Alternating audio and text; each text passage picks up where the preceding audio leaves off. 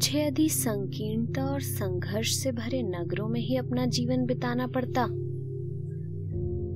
तो मैं या तो आत्महत्या कर लेता या पागल हो जाता। भाग्य से बरस में 3 मास के लिए कॉलेज में अवकाश हो जाता है और मैं नगरों के वैमनस्यपूर्ण संघर्ष से भागकर पहाड़ में अपने गांव चला जाता हूं। मेरा गांव आधुनिक शुद्धता से बहुत दूर हिमालय के आंचल में है। भगवान की दया से रेल, मोटर और तार के अभिशाप ने इस गांव को अभी तक नहीं छुआ है। पहाड़ी भूमि अपना प्राकृतिक श्रृंगार लिए है। मनुष्य उसकी उत्पादन शक्ति से संतुष्ट है।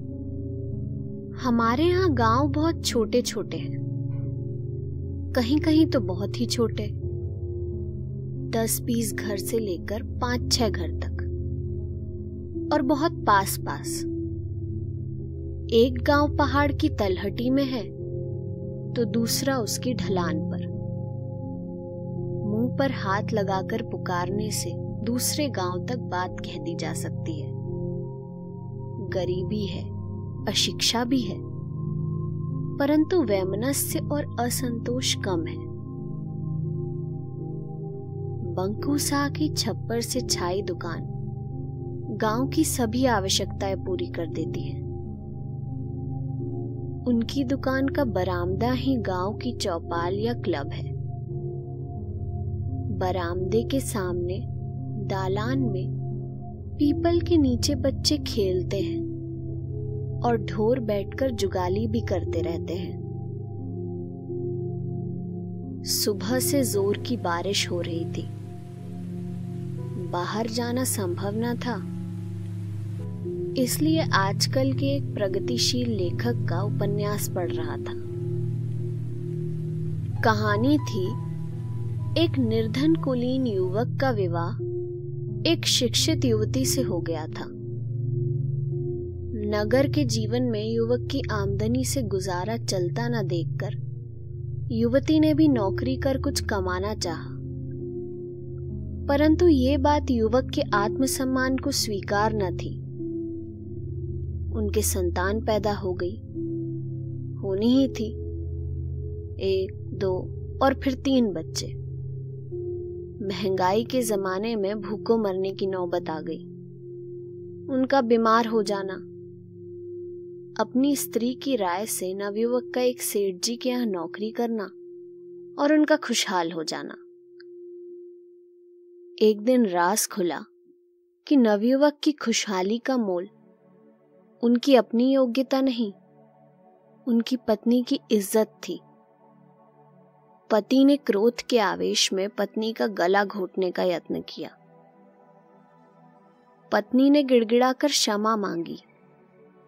जो कुछ किया इन बच्चों के लिए किया। पत्नी ने केवल बच्चों को पाल सकने के लिए प्राण भिक्षा मांगी। पति सोचने लगा, मेरी इज्जत का मोल अधिक है या इन 3 बच्चों के प्राणों का? मैंने ग्लानि से पुस्तक पटक दी। सोचा, ये है हमारे गिरावट की सीमा। आज ऐसा साहित्य बन रहा है जिसमें व्याभिचार के लिए सफाई दी जाती है। ये साहित्य हमारी संस्कृति का आधार बनेगा। हमारा जीवन कितना छिछला और संकीर्ण होता चला जा रहा है। स्वार्थ के बावलेपन की छीना झपटी और मारोमार हमें बदहवास किए जा रही है। हम अपनी उस मानवता, नैतिकता और स्थिरता को खो चुके हैं जिसका विकास हमारे आत्मदृष्टा ऋषियों ने संकीर्ण सांसारिकता से मुक्त होने के लिए किया था। हम स्वार्थ की पट्टी आंखों पर बांधकर भारत की आत्मज्ञान की संस्कृति के परम शांति के मार्ग को खो बैठे हैं। क्या पेट और रोटी ही सब कुछ है? इससे परे मनुष्यता, संस्कृति और नैतिकता कुछ नहीं है? ऐसे ही विचार मन में उठ रहे थे। बारिश थमकर धूप निकल आई थी। घर में दवाई के लिए कुछ अजवाइन की जरूरत थी। घर से निकल पड़ा कि बंकू साह के यहाँ से ले आऊं। बंकू साह की दुकान के बरामदे में 5-7 भले आदमी बैठे थे। हुक्का चल रहा था। सामने गांव के बच्चे कीड़ा कीड़ी का खेल खेल रहे थे। साह की 5 बरस की लड़की फूलो भी उन्हीं में थी।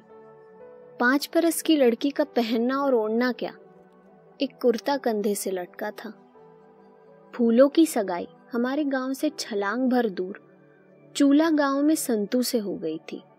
संतू की उम्र रही होगी यही 7 बरस। 7 बरस का लड़का क्या करेगा? घर में 2 भैंसे, 1 गाय और 2 बैल थे। ढोर चरने जाते तो संतू छड़ी लेकर उन्हें देखता और खेलता भी रहता। ढोर काहे को किसी के खेत में जाएं, सांझ को उन्हें घर हाँक लाता। बारिश थमने पर संतू अपने ढोरों को ढलवान की हरियाली में हाँक कर ले जा रहा था। बंकू साह की दुकान के सामने पीपल के नीचे बच्चों को खेलते देखा तो उधर ही आ गया। संतू को खेल में आया देखकर सुनार का 6 बरस का लड़का हरिया चिल्ला उठा, फूलों का दूल्हा आया। दूसरे बच्चे भी उसी तरह चिल्लाने लगे। बच्चे बड़े बूढ़ों को देखकर बिना बताए समझाए भी सब कुछ सीख और जान जाते हैं। यूं ही मनुष्य के ज्ञान और संस्कृति की परंपरा चलती रहती है। फूलो 5 बरस की बच्ची थी तो क्या, वो जानती थी दूल्हे से लज्जा करनी चाहिए। उसने अपनी माँ को, गांव की सभी भली स्त्रियों को लज्जा से घूंघट और पर्दा करते देखा था। उसके संस्कारों ने उसे समझा दिया था, लज्जा से मुंह ढक लेना उचित है।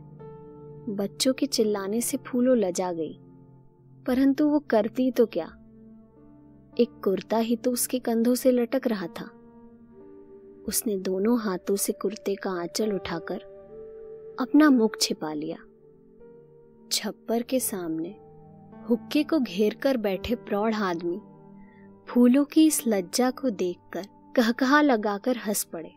काका राम सिंह ने फूलों को प्यार से धमकाकर कुर्ता नीचे करने के लिए समझाया। शरारती लड़के मजाक समझकर हंसी करने लगे। बंकू साह के यहाँ दवाई के लिए थोड़ी अजवाइन लेने आया था, परंतु फूलों की सरलता से मन चुटिया गया। यूं ही लौट चला।